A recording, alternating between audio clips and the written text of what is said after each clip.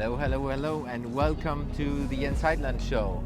Again from London and in the format of Walk the Talk, together with Paul Teasdale. Welcome, Paul. Thanks for having me, Jens. Brilliant to see you on this wonderful, cold and fresh evening in London. Yes, and there are trains running by, which is exactly a mission of Walk the Talk. We want to show truth, we want to show where we are, and we want to talk about things. Today with Paul, we talk about high-performing organizations, high-performing teams, and how we get that from talking about it to walking. Paul, tell us, how do we get organizations, people, and teams from talking to walking? Well, I mean, the first point is about talking. You know, it's about talking and understanding for yourself, for your team, for your organization, about what does high performance mean for you. Now, what does it mean for you as an individual? What does it mean for your team? What does it mean for your organization? You know, and where do you want to be? Is high performance around the benchmark for your industry? Do you want to be the top of your game? Do you want to be, streets ahead of everyone else? Do you want to redefine what high performance is in your area? But once you've got that high performance in your mind, then it's about going from the talk to the walk, and actually applying that gap analysis, really. Where are you now, and how are you going to close that gap? What are you going to do to close that? So, closing that gap, how do we get people towards that? How do we get, let's start maybe with individuals first. How do we get individuals from talking and understanding and strategizing about you, getting things organized and getting people themselves performing? Yeah, well, action sort of begets action, really. It's a momentum thing. How do you actually start to get those little things in play? And this is where, just taking one action. Any workshop I do, any engagement I do, I'll always focus on what's the one thing you're going to take from today. What's one thing you're going to change and experiment, innovate with, and just see if it works or not. Because if you don't try it, you'll never know if it works or not. And if it does work, brilliant, let's build on it. And if it doesn't work, what are we going to do to make it work? Because that is the thing that you've decided is going to move you from where you are to where you want to be. So if that's what you want to do, move on. And another point I would say is about getting support with it. Get yourself a coach, get a mentor, get a friend or confidant, and get somebody who can challenge you and keep you accountable to those things. Yeah, love that. I think it's super important to, again, I'm all about this human interaction and human engagement, which is like finding someone who helps you as a mentor and finding someone who gives you as well feedback on maybe where you stand at as well to get towards. Yeah. Organizations. Yeah. How does that work with organizations? Well, again, it's about understanding what do you want your organization to be. I'll always start with results when I talk to organizations about what results are you trying to drive. And it isn't just that immediate thing of we want profit. We want to have shareholder return. That's the easy answer for people. They always want the profit. But actually, no, what does the result look and feel like for you? And what's the context of those results? So I spent some time in the world of F1, as you know, working for McLaren, and it was always about we want to be sort of dominating the sport. That was the high performance there. Yeah. Not just winning the race in front of us, but dominating the sport.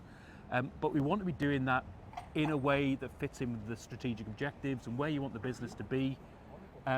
Sustainability, if that's a big drive for you, if that's a big strategy, your results have to be aligned to that as well. Yeah. So it's not just about the result at no cost, it's the result in the context of how you want to achieve that. And then once you've got that for your organization, you can start to sort of disseminate that down and see what it means for individual teams. Yeah, I love that. So it's really understanding first what does it mean, what results you want to get out, and then starting to strategize around that and getting towards the direction. So how do we use that in organizations and get moving towards walking, getting and accelerating towards the performance? Yeah. I've always been a fan of sort of go slow to go fast. Mm-hmm. You've got to step back, and this is where the results is really key. You start off with saying, right, do we truly understand the results we're trying to drive in the context of that? And I've got this rapid framework that I help people follow. Understand your results. What are the actions that you can take? What are the things, the levers at your disposal to push and pull that have an impact on those results? And then understand the people around that. Who are the people who are making those decisions and putting them into action? And then there's a critical layer for me, which is about insights. What insights do your people need in order to make the best decisions? And then finally, it's D for data. What's the smallest possible data set actually that derives those insights that you need your people to have? And if you step back and just review that rapid approach, then you can start to say, right, now that I know that sort of overarching piece, what am I going to do to focus on that insight layer? To how do we generate more insights, give people more value, help them with the decisions that they're going to make, and that will start the momentum going in my mind. Yeah. How did you learn this from the F1, from McLaren, from the work there? I guess you have done all these things in that context, Yes. and now do it with other clients as well. Yeah. So I in fact, it was probably the first time it really came to me, and was sitting with a client, and they were talking about the fact that they had invested tens of millions of euros in a new site, and they didn't know how to get more performance out of it. They didn't know what was going on. It's like, we've got all this new data that's coming through, but we're not getting the performance. Why is it? And we started to talk about the approach that we take in the world of F1, where yes, you can get more and more data, but more data comes at more cost, because it actually costs you weight on the car, which slows you down. Oh yeah. And it was when I've always been good at sort of contextualizing this stuff and putting it into sort of a practical term.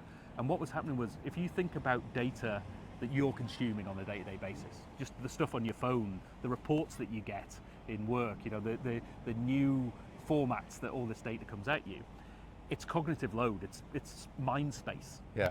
And so there's always been an assumption that more data leads to better performance. Yeah.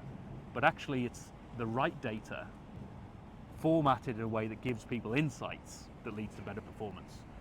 And that whole sort of flipping things on its head a little bit, because most organizations came to us at McLaren because we were so data intense and so good at analyzing and predicting and modeling and all this sort of stuff. And so they always thought, how are we going to get more data? What are we going to do with all this data? And we said, no, let's flip it on its head. Start with the results, understand the smallest possible data set, and then you can start to move forward. Yeah, I love that, because everyone talks about this big data with AI and everything, but in the end it comes to the right data, understanding them in details, and then going into the insights. So how do you translate the insights into what are the actions possible to get to the results?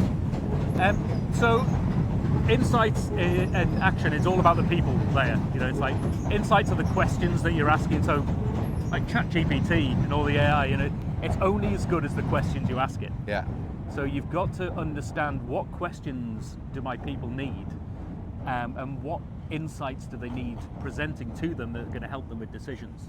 I'll tell you a little story about a hospital that we work with, where they were doing sort of oncology, so cancer patients, and they had 20 odd people around, specialists, sitting around the room with a report, big reports, each individual.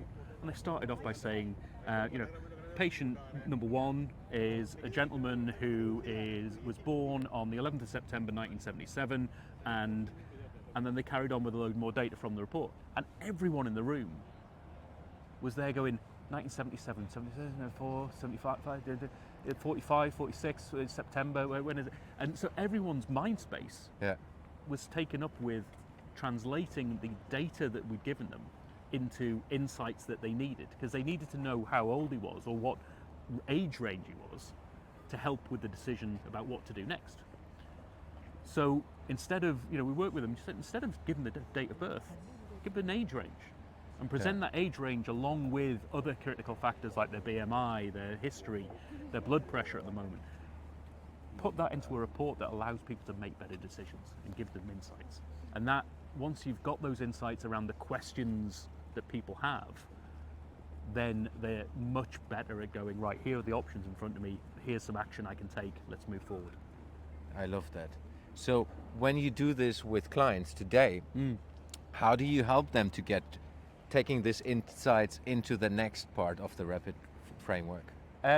It's all about working with their team. Iteration. Innovation is a critical piece around. You've got to iterate. You've got to try something. you've got to say, right, now that we know that insight, now that we've derived that and we've seen what information it gives us, did it help us? Just take that one step and just challenge yourself as to what's happening. Because insight isn't very good if you don't do anything with it. Yeah. And that's the critical step. Is even if you do something with it and it turns out to be the wrong thing, that's better than doing nothing with it. So whatever I say is generate that insight and just make a decision and try it. And find a way for that to be the smallest risk possible.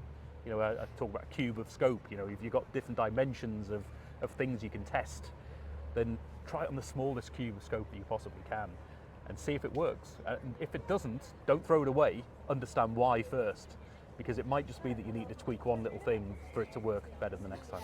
Yeah, I love the iteration piece because it's in my experience as well, a super enabler, not just from a process perspective, but as well from a mindset. Because, you know, in organizations we always have the challenge that we want to be perfect, we want to make it great, we don't want to fail. No. But I think the part of what you just mentioned is we need to fail, we need to allow us to fail to be able to get to the next level. Yeah. You've got to test where the edges are. You know, if was it no fear back in the day? If you're not living on the edge, you're taking up too much space. Yeah. So you've got to, particularly in that high performance world, if you want to be at the high performance edge of whatever you're doing, you've got to be testing those boundaries. And so you've got to find those ways to safely test the boundaries. And a great way that a lot of organizations, and McLaren have done this over the years, is to do this digitally. You know, to model your business and just to see, if I make this change, what's the likely impact, and use that in your decision support. But ultimately, I always talk about decision support because it's people who make decisions. If you're getting your machines to make your decisions for you, you've just automated your process, which has a place, but it's not in a people business. How do you work with the teams, understanding that one thing is the data and the other thing is the mindset? How do you get them into the mindset part? Because that's, I guess, sometimes the more difficult part, because the data is available and the insight might be there, but the mindset's, we have tried that 20 years ago. Yeah. It doesn't work. That's not how we work. Yeah. It's about conversation. You've got to have an open conversation with people and be open to the fact that most people are going to find a reason why things won't work. And so you've got to listen out for those things and test. So wherever people say this won't work because, it's an assumption. Yeah. And if you can get them thinking of, I'm assuming it won't work because of this, then you can start to pull those things out. And quite often I'll have parts of workshops or parts of conversations, which is, why won't this work? Tell me why, all the different reasons. Because all of those are assumptions, and we're going to test each and every one of these. Are they still true today? Were they ever true in the first place? You know, and what will it take for us, if they are true today, what will it take for us to break those barriers down? I love that. So getting a team into this trial and error mode, and then there's the first success. How do you keep high performing teams performing on a high level? Momentum is the key, you know, and this is where leadership really comes into play. So, and I think the key insight that I took from my time at McLaren, seeing what high performance leadership was in that context, is that those leaders truly understood what they were there to do as a leader. They weren't there as managers, they weren't there as sort of administrators. You know, part of their role was to do some of that, but wherever possible, it was always focused on, have I got the right team? The team that I've got, have I given them the right tools and techniques? And testing those, finding little scenarios just to test whether or not these are the right people. Is there a safe way of going, do you know what, I'm just going to do a little fire drill as such, to test whether or not my people are reacting in the way that I've trained them to, I've tried to bring them up to. And that's about the debrief. You know, the power of the debrief. If you've got a leader who enables a really powerful and consistent debrief and makes people feel safe to say, you know, this failed because, then you're in a really good space. So, you know, leadership behaviors are critical in that, in terms of keeping up that momentum. Yeah, love that. How do people and individuals, let's go with individuals. How can individuals use your rapid framework to innovate themselves to perform? I mean, give it a go. I mean, one of the things, I've got a load of material on the website, you know, about the rapid performance piece. I've also got it in the context of career development. So applying it to career development, one, because it's helped me in my career development over the years, and I've also done a bit of coaching with people using that framework, but that's just an example of its application. Have a go, work your way through it and see whether or not you are asking the right questions, and see what questions it raises for you. You know, do you truly know what insights you need for the performance you're trying to drive? And if not, you know, if you don't know, or if you can't quite articulate it, get in touch, or, you know, ask someone else for some questions. You know, it doesn't have to be me, it can be anyone, to just help you through that process, to challenge your thinking throughout.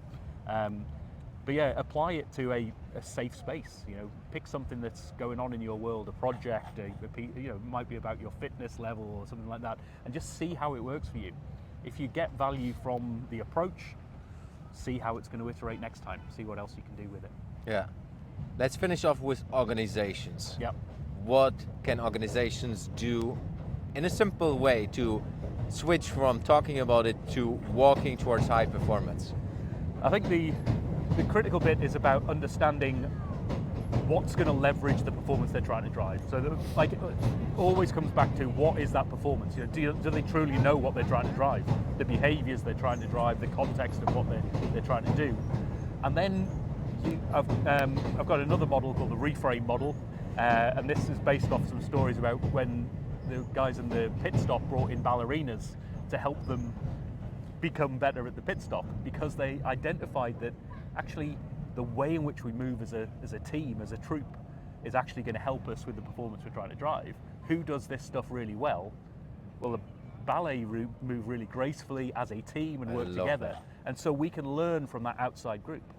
And so if you can apply frameworks like that to say, what am I trying to drive, and who can I bring in that's really going to inspire and switch and bring in some new thinking? It doesn't have to be F1, it can be anybody else, you know, but it's actually focus on challenging yourself and thinking about that next level of performance.